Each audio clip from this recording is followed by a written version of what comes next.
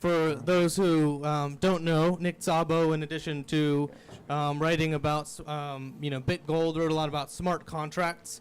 Very astute and early observer of the sort of things that could be done. Very important work by sort of Lawrence Lessig and some other people saying, oh wait, like there's this legal system, but a lot of things we can actually do programmatically. And this extends beyond the obvious sort of replacement for common law systems in normal governance and disintermediating lawyers. I don't know how many of you have to pay lawyers every day, but if you do, you probably thought at some point, ooh, it would be nice if I could program these people out of existence. And even more broadly, government. So, we're talking about, political systems, allocation of funds, a lot of things that naturally lend themselves to corruption of various kinds. And then, there's sort of this broad thinking, well, look, we have this technology. It's very automatically transparent. How does this actually lead ultimately to inroads into the larger governmental sphere? And there's very different schools of thought when it comes to that, and we'll see sort of the different schools of thought represented here. I guess you could say that they lie on a spectrum of sort of, look, like we have some point of friction in the existing system, like lawyers, right, as we said, that we can then essentially decentralize and then remove the middlemen that are sort of preventing us from doing what we want. Sometimes that's regulators who also have their own opinions about sort of what things should be done. And then you have a broad continuum of what happens when these systems, as they've developed, interact with some existing regulatory regime. So you have the idea of something that is potentially illegal where you are, and you maybe think it's providing some innovation or allowing you to do something that you might want to do, but someone else thinks that it's totally flat out illegal, and that can be a point of friction that you may find out the hard way. So we're going to sort of go into all of that. My own personal background, founder of Swarm, also founded or co-founded the Decentralized Autonomous Society, so kind of thinking more about the governance, and looked at sort of wrote a sort of distributed governance white paper in January of last year, sort of when we first started exploring smart contract stuff, say, how can not just, we evolve the idea of what the corporation is or something like that via this particular type of technology set. And I think that's more generally what we're trying to do with the kind of technologies that we're employing at Swarm. So, and we're really thankful here because we just came out of this awesome summit at Harvard, MIT last weekend, where we had a lot of people. Primavera was like the leading light here in putting this together to brainstorm about how the law interacts, the current regulatory regimes interact with these types of systems. So without further ado, Gavin, why don't you take it away?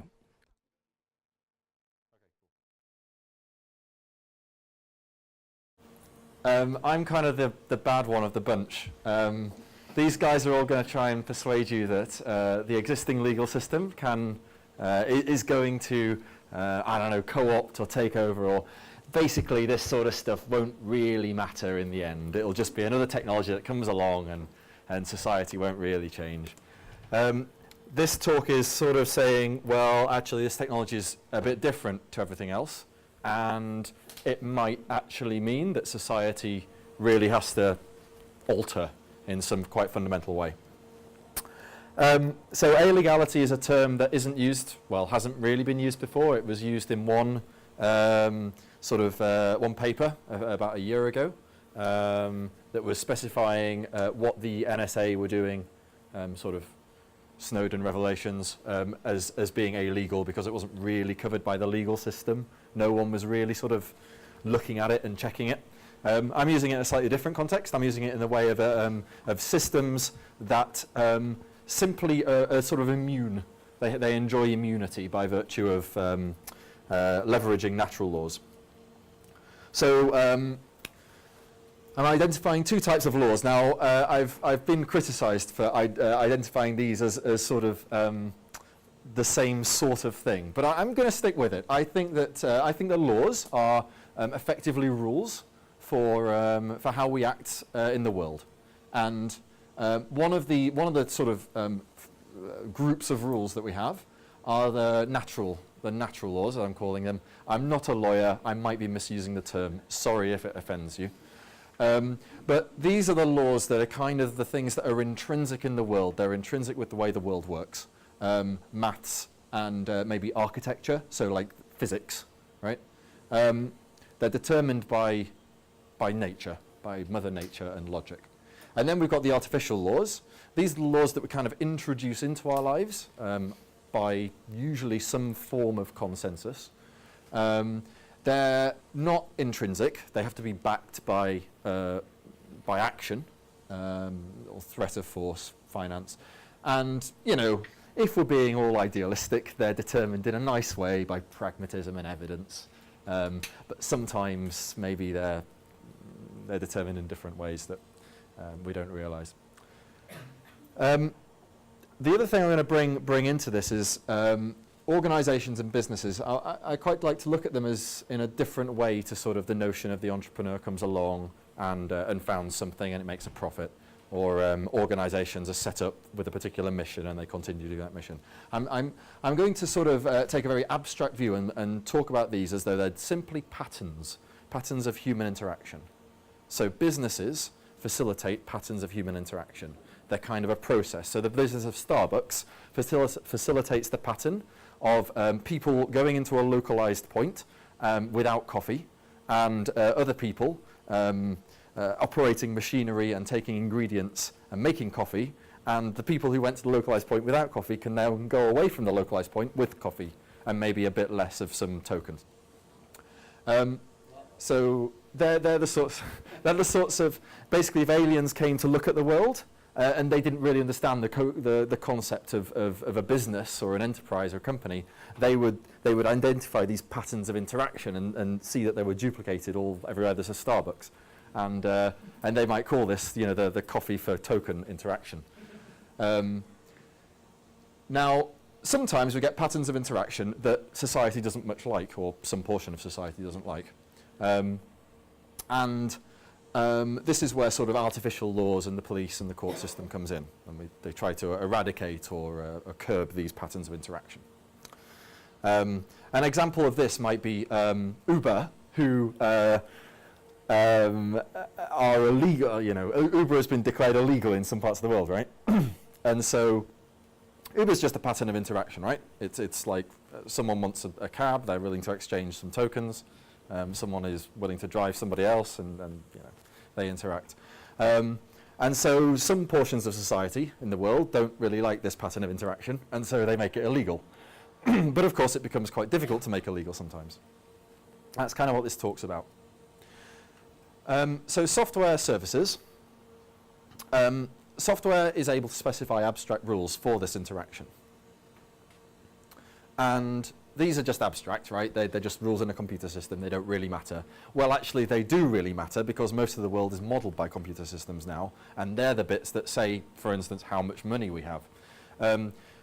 We can make this abstract into the concrete by having things like participatory value transfer. This is basically where I tell my bank to transfer value to somebody else, or I tell the Bitcoin blockchain that, hey, I don't want this digital asset anymore. I want to give it to this key holder. And there's also actuators and oracles that can bring data into the system and make actions happen because of data in the system. So we're reasonably happy with this notion of software as a service, people coming to use software. I mean, we have companies that have built, you know, vast income streams on this. So I'm going to make a distinction between sort of standard traditional software as a service, where we have an operator like eBay or Amazon or whoever, and they're human. They exist in a human environment, a legal environment, a physical environment. There are other humans around them that can, you know, if the worst came to the worst, put them in prison for doing something that's bad. Well, interestingly, decentralized software as a service doesn't have that, right? It doesn't have the operator. Yeah? The reason that Silk Road was able to be shut down, you know, just to take a contentious case, because, hey, why not, was because, you know, some guy who called himself Dread Pirate Roberts was a person. He operated the site. He had servers. It operated. If there were no operator, if there were no one sort of behind the service, then there's no one to take down and thus to take down the service. So the interesting thing is that we can liken decentralized software as a service, in a sort of pure sense of the word, as another kind of natural law. It's built on axiomatic logic systems, right? This is basically what this conference is about. Hey, you know, cryptocurrency, this is all just maths. We can work out ways of making people interact such that everybody benefits and specific ramifications take place that we expect. Well, in a way, we're just creating a quite complex, customized force of nature. With software as a service, centralization of service pretty much necessarily means a centralization of enforcement, which means if there's a centralized entity governing, then they can lean on this service and enforce it that way. Accordingly implemented, a decentralized service cannot, in that way, be shut down. And importantly, it doesn't need to care about the jurisdiction in which it is being used, because it doesn't actually operate in any single jurisdiction. It operates sort of in ubiquity. Until now, there aren't really any properly implemented, really out there, well-used systems for implementing decentralized software as a service. But pretty soon, there will be. So if you can't police the people who provide the service, that means that you're going to have to police the users. Now, together with hard crypto and various sort of methods of avoiding being traced that we have these technologies, and these technologies are just going to get better. It will become the case that policing users will become difficult. And the government, only being a centralized entity, only has limited resources to do this. It has been possible up until now because there has been a centralized point of control for the government to utilize and leverage. If that goes away, these resources that the government has that are limited will become not enough, insufficient. Which means it has two options: rethink what is illegal, or really saturate the world with security. When I say that, I mean basically only allow computers to be sold that have inside a chip that phones back to the government telling them exactly what you're doing. That seems not impossible, but perhaps over the top. I'm going to leave it there because I don't think we really need the rest of the talk. I think this sets us up reasonably well, right? Cool. Just like to ask you one question before you step off the stage. How would you summarize your thesis? So, in one sentence. The thesis. Oh, I've got 2 mics now. The basic thesis is when it no longer becomes possible for the government to police what is going on, these patterns of interaction in society, directly or indirectly through arbitrators, through these service providers, I think we're going to get to the point where we have to become more tolerant of the patterns that exist, that exist because everybody who wants to take part in the pattern does so consensually.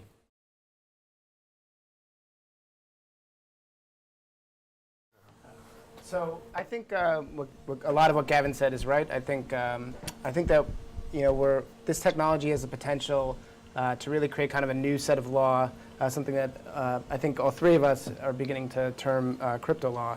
And I think that the way you can really think about it is, we've lived in a centralized world. We've built laws to really deal with that centralized system. Let's say everybody here is right and we're moving towards more decentralization. There just needs to kind of be new laws in order to kind of regulate that system. And all systems, I think, have some sort of set rules. So I just kind of want to formalize what's kind of happening. So let's just go kind of to the beginning, pre-internet. So how was everything in the world organized before the internet? You had a nation, and in that nation you had sources, intermediaries, and targets. Sources are just the creator and provider of any good or service. An intermediary is a party that controls or manages any, that source.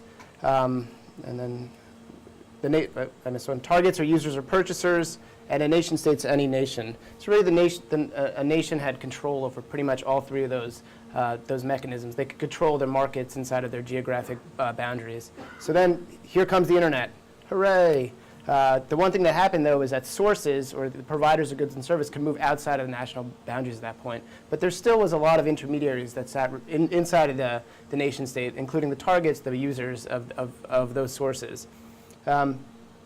So, the haven existed outside of it, but I think the key point here, everybody assumed, and if you go back to some early literature about the internet, you heard similar things that people were talking about. They were talking about these utopian visions, declarations of cyber nations, and the fact that there would be a mass decentralization, but that's not what happened. The internet didn't eliminate the intermediaries. It actually created new intermediaries and made old intermediaries even more important. So some of the new intermediaries were ISPs. Computers were around, but they became kind of more important. Search engines, which really controlled information. Browsers, similar. DNS. And financial intermediaries became increasingly important. That's why you saw, laws like that FinCEN and the Bank Secrecy Act kind of getting passed. And it also didn't protect attacks on sources, right? We all know what the RIA did. They would have went even further if it was up to them. But the result was really an internet that was comparatively easy to control. And I think the greatest example of this is China. I mean, China has an internet that's very different than our internet. And all it really needed to do was use basically white lists and routers. That's not a complicated system to implement to make sure that billions of people were censored. So now we're in a situation where we have the blockchain. And people are assuming that right now all the intermediaries will be, or a lot of intermediaries will be moved over into havens, and there'll be sources, but there'll also be distributed organizations, distributed autonomous organizations, what I like to call open source organizations, kind of operating outside of nations, and they'll be servicing targets who live inside of nation states. But I think that's partially right. I think some blockchains will knock out some of the intermediaries that we saw before. They might knock out financial intermediaries, but that's not going to happen without a big fight. Over time, you could see a blockchain, also absorb the technology of blockchain technology absorbing things like search engines, browsers, domain name services. But there still will be intermediaries. And these are the things that I think regulators and governments are going to increasingly focus on. So the first and foremost, it's an ISP. There's ideas for decentralizing internet service providers. They probably won't work as well as centralized ISPs for quite a while. There's, as Gavin mentioned, there's computers, and there's also physical networks. You can think of an intermediary like Amazon. They are better than some decentralized intermediary because they can actually build a big warehouse next to my home in New York, right? They can ship it to me in less than a day. It's harder to do that on a decentralized basis. But it also creates a couple new intermediaries. So miners and stakeholders, those are brand new intermediaries that can be easily regulated. And also developers. I mean, it's pretty easy for a government to pass a law to impose stiff penalties on developers. And the targets don't persist. I mean, if you're actually selling a service through DAO to an individual consumer, the government can still go after you.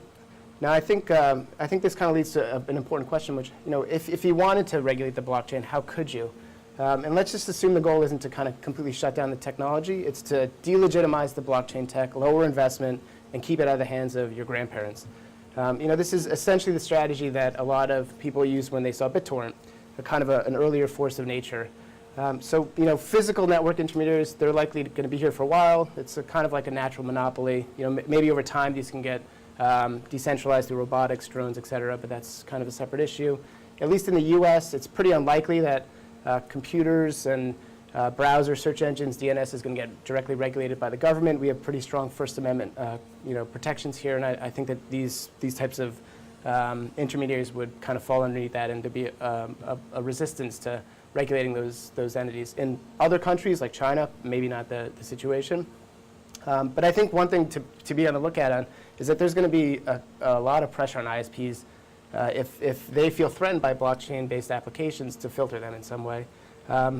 They'll be fine to let a small percentage of the population use Tor or various ways to anonymize what's going on. But I think the idea is really let's make sure that wide population doesn't really use these applications, and they can apply that on an ISP level. I think that, you know, the U.S. hasn't yet regulated miners or stakeholders, but I think it'd be pretty easy for them to do that. You know, they can mine to influence a network. They could also, you know, buy a significant amount of a cryptocurrency to control inflation or to sell with parties who only comply with their laws, and that could be one way to effectuate regulation. And they can also use the threat of the above, just a deterrent effect, to send, you know, to kind of create some sort of artificial decentralizations or to incentivize people to build broken software. So software that has kill switches, you know, hooks to make sure that DOs or DAOs actually pay taxes, which I don't know if that necessarily would be a bad thing for society. And there's actually some precedent for this. So as the telecommunications industry began to decentralize in the earlier 90s, the government actually passed a law called CALEA, the Communications Assistance for Law Enforcement Act, where they mandated that, that the decentralizing telecommunications networks put in software and you know, various hardware to ensure that the government could spy on everybody and, you know, wiretap. And, you know, there was, you know, that's not necessarily a bad thing. You know, it's some wiretapping can be helpful to kind of weed out the bad actors. And I think, you know, I think if all else fails, I don't think that you should be naive to think that, you know, organizations will try to go after developers of these applications. I think it could be an effective strategy. So, you know, I think it's important when people are building these systems to really try to use as much encryption as possible and cryptography, just to make as much as protected and kind of free from peering as possible. I think that may make it harder for an ISP to filter. You guys are more technical than I am. You can kind of push back on that. I think that, you know, the ideas of SOPA-like battles will become even more important. You know, I think a really easy target here is ISPs. So the idea of working with ISPs now and kind of alerting them to this fact could be helpful, and building those relationships could be really useful. And I think it is worthwhile to kind of debate whether or not some sort of forced centralization for distributed organizations or distributed autonomous organizations could be helpful to bring everybody to the table to kind of find the right balance. So those are just some things I think you're going to kind of see coming down the pipe, especially as this technology begins to take hold. So Aaron, thesis in one sentence? I think the thesis is that Cryptolaw is coming, and it will ultimately be regulated in some way. Okay, so I actually agree completely with both Gav and with Aaron. I do think that Cryptolaw is coming, and I do think that it operates into like this strange technological framework which is independent from the legal framework. On the other hand, I do also can see that the legal framework will not just forget about this, right? So what I've been doing like since more than 1 year now is I'm trying to figure out whether there is actually a point of intersection between those two, and trying to figure out how can this technological framework, which has many opportunities, can actually be presented to the legal system in a way that the legal system does not actually want to kill it, but actually understand how it can operate in consistence with the law.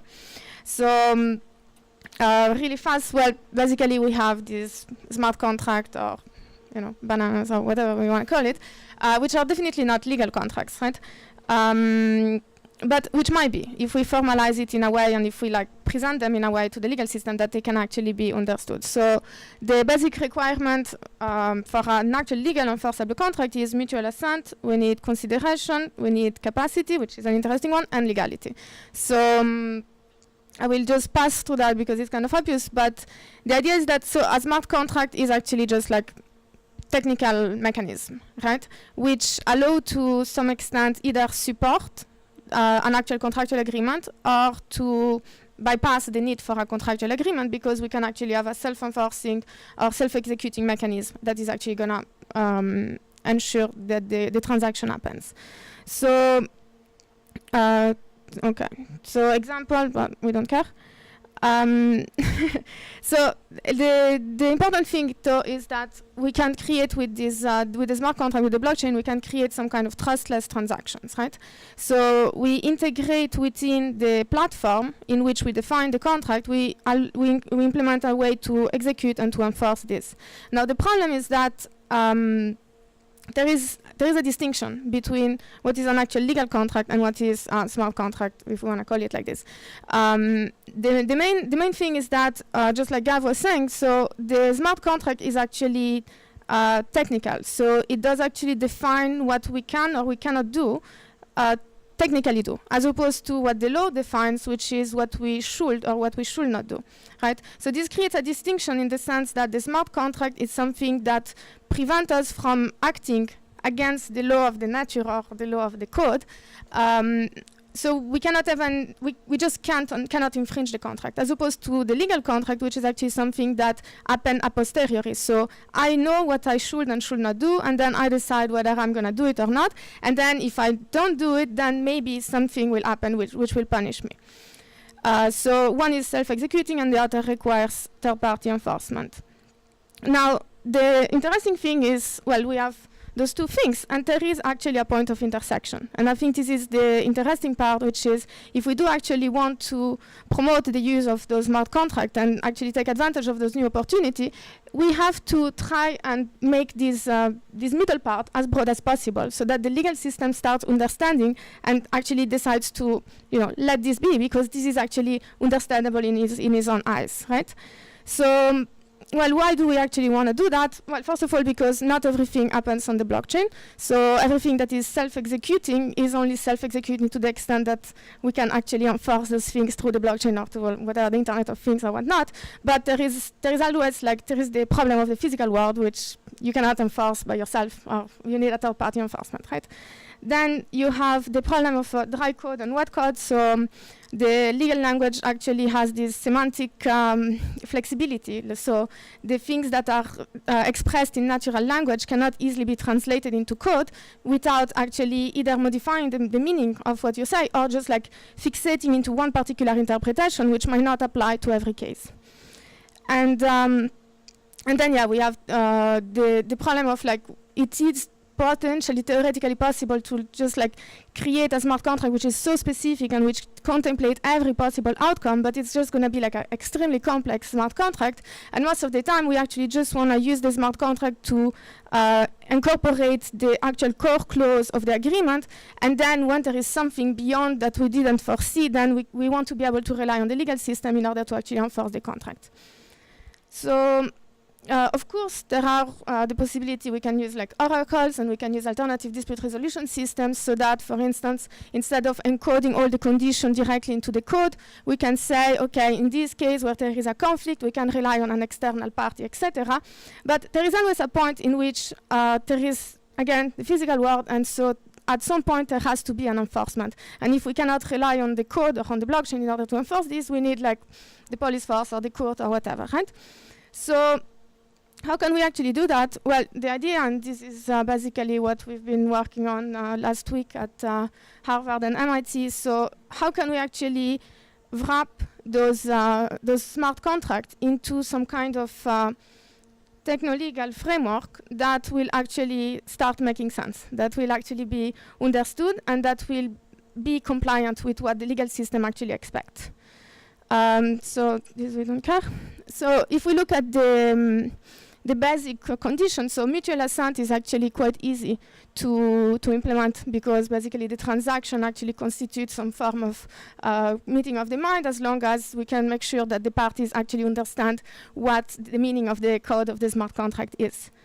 With regard to consideration, again, well, this is basically whatever the smart contract is designed to provide. The legality basically just requires that the purpose of the smart contract is actually in compliance with the law.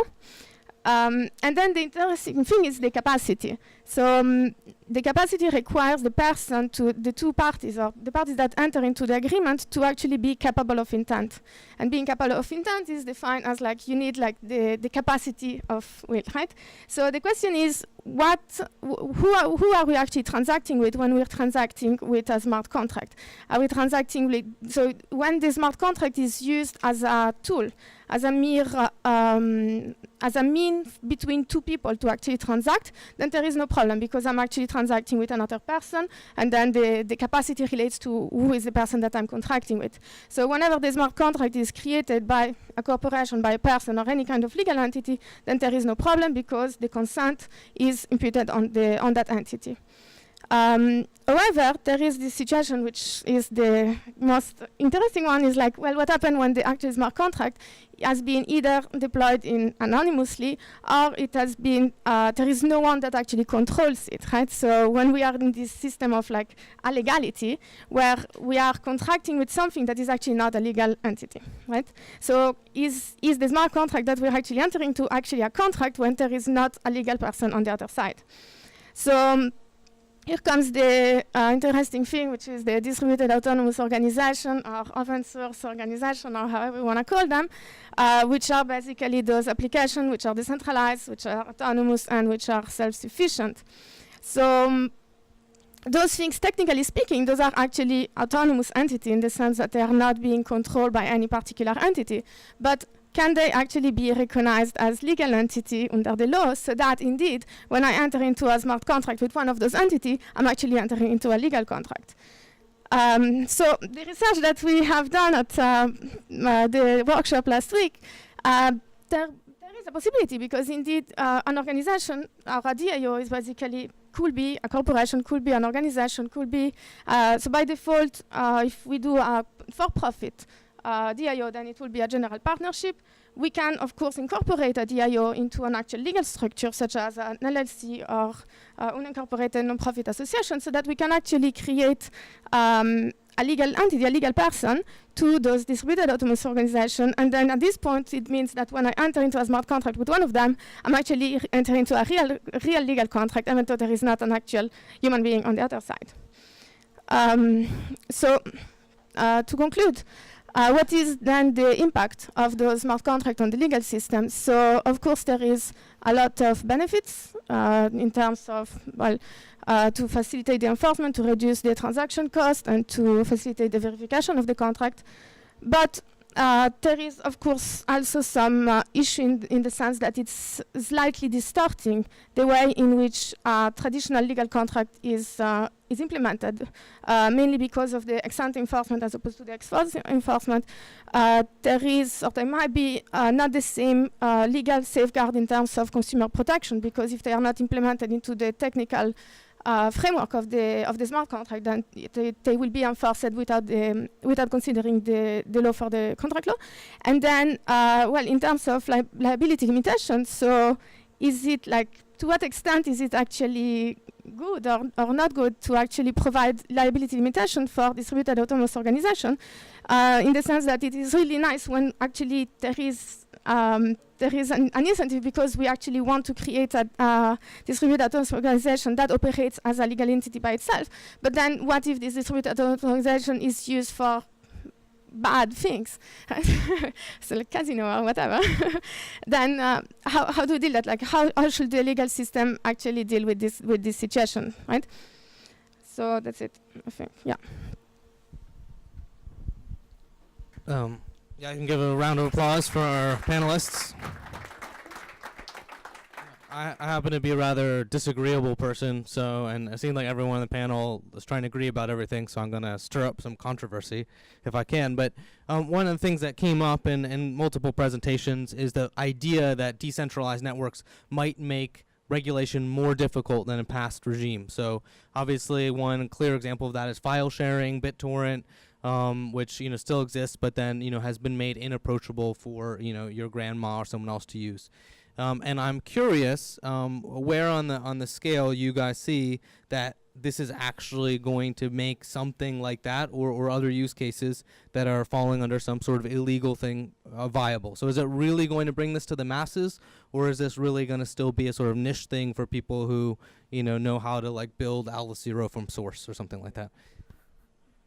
So I think the answer to that is really it's not legal or economic. I think it's really marketing in the way that this technology is rolled out. I think if you're building applications that people view as useful, then the stakeholders that can actually effectuate a sort of negative regulation and shut these things down, they'll hold off. The internet was also facing similar issues. The internet came about. People got very upset that you could, view, indecent stuff on the internet. So they started passing laws to ban it and to require every site that viewed anything on the internet, they would have to filter it and do all these things. And eventually, courts realized that the internet was bigger than just kind of to be used for porn, and they gave it the space to grow. So I think if we're building these decentralized organizations, applications, it's really important to think about what we're building and the way that we're kind of interfacing with the rest of the world. And I think doing that, you won't kind of fall into the trap that I think BitTorrent fell into, which is it was an exceptional, powerful technology that was really just, which its first application was really for piracy. But that sort of presumes that you're building things that the regulators are going to like, which may not be the case, right? I don't think it's building things that the regulators like. I think it's building things that people perceive as being valuable, consumers perceive as being valuable. I think regulators try to actually not care about the industry. They kind of care about making sure that people are protected, that they're safe, and that there's actual value that's being added into the system. There is some regulatory capture, but I don't think it's as deep as people might presume. Anyone else want to comment? And I think, so in the case of BitTorrent is actually a good example, I think, because what BitTorrent has shown is that the old school system of like copyright based on like the copy of the CD that cost like whatever, $10 or I don't know what, was completely unviable, and the society was not willing anymore to pay for that. Now, BitTorrent was like the first wave, which was outside of the law, but this is also something that promoted the second wave, which is the new service, which are actually completely compliant with the law, but were innovating beyond the traditional model. So I think, for sure there will be a lot of like new applications that are outside of the legal system and that may be illegal or not, but eventually like the one that will be successful probably will be the one that understand how to formalize themselves in a way that they are providing the same added value that those illegal things are doing, but they are doing it into the framework of the law, because that's the only way that they can actually be like, they can scale and be successful. Gav, I have the feeling you're going to disagree about that. I think the BitTorrent example is a good one. I think that as that BitTorrent and other peer-to-peer sharing systems effectively operated in this sort of illegal or legally immune bubble, and through that we have evolved. Society has evolved in terms of a copyright law in effect, right? It's certainly evolved in terms of what ownership of an album means, and that didn't come about because it was, because people. Well, let's say because the powers that be at the time wanted it to come about, came about through force. Came about because, you could use BitTorrent, you could use Napster. It was easy. And because of that, because it was made easy, because it was made possible, because it was effectively impossible to police otherwise, new models had to be found. Society had to change. The law, in a way, had to change. And I'd liken it, the porn was actually quite a good example as well. The only one, the one that comes to mind as well is like VCRs. Before VCRs came out, copying TV programs was illegal. I think in the early days of VCRs, they actually even tried to enforce that.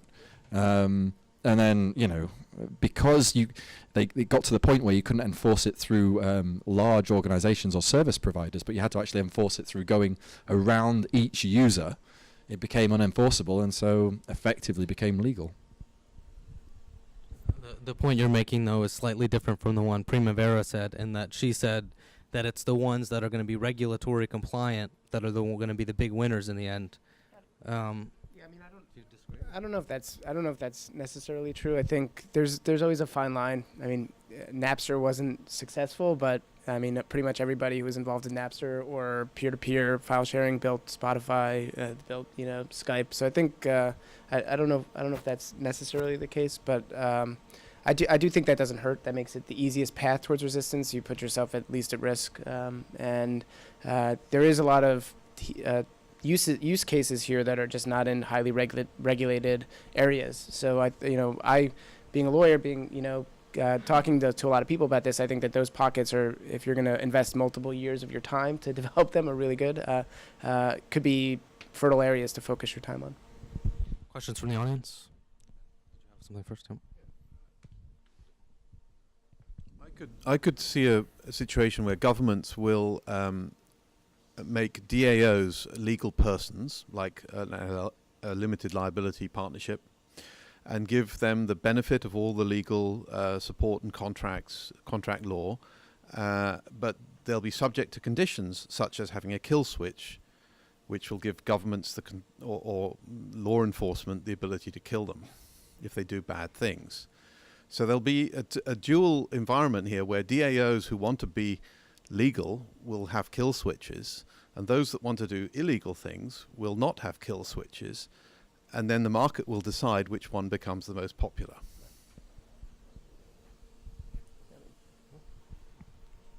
And I think that might not, the kill switch can be scary, but I think it also, people are going to develop things that have unintended consequences.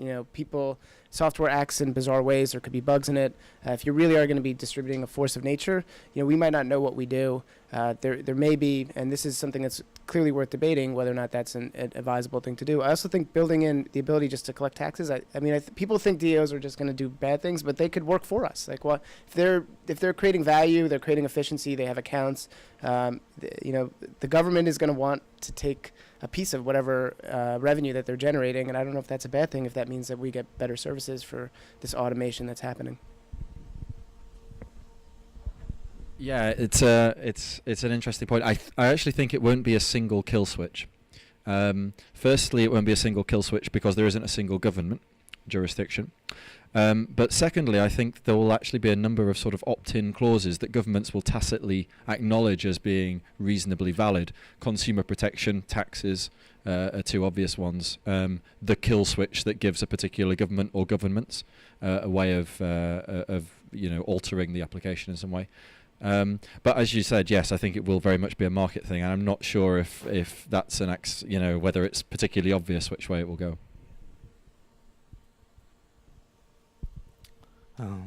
Yeah, here in the back. Yep. Are there going to be contracts where, when they're done now, the parties know the identities of one another, but in the future, parties won't know the identities of one another, but there'll be intermediaries who will know the identities and be able to enforce, like, property transfers and things? The question is, will there be cases in the future where the originating identities of the participants are not known, but there is some sort of mediating person or that does know the identities? Sort of. There'll certainly be cases where the participants don't know each other's identity, but there doesn't need to be an intermediary. So you've got the notion of one-to-one transactions where I know you and you know me and we exchange. We've got the notion of a sort of one-to-many where I'm going to a large organization or a group of people and I'm doing some transaction. I don't really know who they are, but they know who I am. I think we'll end up with, I think one of the things that DAOs or decentralized applications in general will give us that's really completely new is this notion of a many-to-many transaction where nobody really knows who they're dealing with, but the deal happens and everyone involved is happy. Okay, I guess I was thinking of cases where things do have to be checked, like the title, what was mentioned earlier, the title. That somebody has to know that they actually have the right to that property. Yeah, well, I mean, in those instances, you may need to use your identity, but I think that the answer is people will transact without knowing who people are because there is a self-executing aspect to it. So you can if it is something where that type of arrangement can be built, then it will be, and I don't need to know who you are for me to sell something to you, and we can build in kind of a distributed judicial or mediation system if there's a dispute. I think it raises a question that Primavera raised, which is whether or not if that doesn't work for some reason, if you can go walk into court and have it become legally enforceable. But I think that this is the type of issues that the law is going to have to grapple with. Yeah, so one sort of dichotomy that we were seeing this morning is this difference between Lazientier's sort of approach of trying to prove crypto-economic security of a mechanism as measured in dollars versus the sort of approach promoted in the identity and reputation panel where we try to say, well, we have actors with reputations and we should try to take advantage of that. And over here we have this idea that you have illegal mechanisms on the one hand and we're trying to figure out, is there supposed to be some compromise between the two? Are we supposed to find some way where a legal mechanism is supposed to have legal wrappers around them to try and like provide protections and so forth? And that's one way of having a compromise. But there is also another, I think, an alternative. And what the alternative is that, you know, what if there are some situations in which we should go the full game theoretic route? And I think one perfect use case for that would be machine-to-machine transactions. So, you know, if my self-driving car or some you know, existing decentralized application or some kind of bot wants to purchase services, then it can't understand the idea of, hey, you know, this guy looks like he's trustworthy, and I know a bunch of people who know a bunch of people who know him, but it can't understand, hey, if this mechanism breaks, $1 million are going to get destroyed. So maybe there are those cases in which it makes sense to go fully in one direction, and there are other cases where it makes sense to go in the other direction. Like a logical. Yeah, and we'll see a full spectrum. It's like pure logical. Machines are assumed to be purely logical if you assume humans are not, which I think is sensible, right? And I think for the like an interesting thing for like from machine to machine or like whatever, if you do actually recognize like legal personhood to a DAO or to like a smart contract or whatnot, it's like because you cannot really punish them because they don't have like intentionality, right? But you know, in the same way, for instance, you cannot really drive a car if you don't have like an insurance against the damage that you might cause. And you can have a system that you cannot deploy an actual autonomous object or whatever, which does not have its own like assurance funds, so that if he causes a damage, then you know it's not going to be like you either you put the collateral or whatever. Like people might put a reputation or whatnot, but they just put like they have their insurance fund, and as long as you know that the thing you're interacting with has the ability to pay for the damage that it might cause you, then it's fine. I mean, well, I'm not talking so much about can we trust this machine. I'm not talking about how does this machine know whether we can trust us.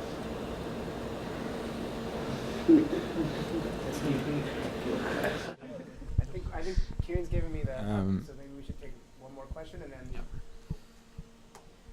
Last question. In the back. I just wanted to make a quick comment on Kevin's illegality talk. So this is the very thought-provoking. It's my second time hearing this one, but I just want to make kind of a observation. So I guess there's a couple of assumptions that you're making. One is around illegality, around anonymity, right? You assume most of the people would like anonymity, which I think is not necessarily true.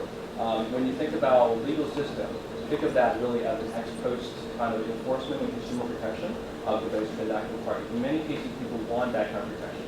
You want a smart contract enforceability, but you also want a legal system to protect you. So I think that many people will probably opt in, and probably represent a majority.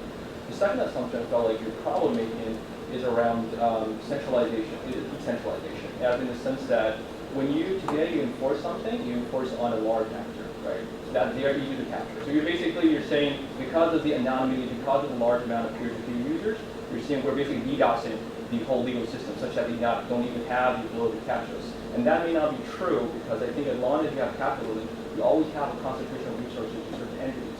Certain people will benefit disproportionately from this transaction and such that they will either be captured, either because of their larger organizations or because of their capital or gain from that. So the second point, I'd say there's reasonably good precedent that as systems have become decentralized, they have become effectively unenforceable, and that technology has determined what is actually legal. So the three that we gave earlier were reasonably good examples there. I forget the first point. Could you remind me? Yeah, so I'm largely going to just wave my hand in the air and say that'll be sorted by technology. I think the ZK Snark stuff is going to be an incredible tool for providing that.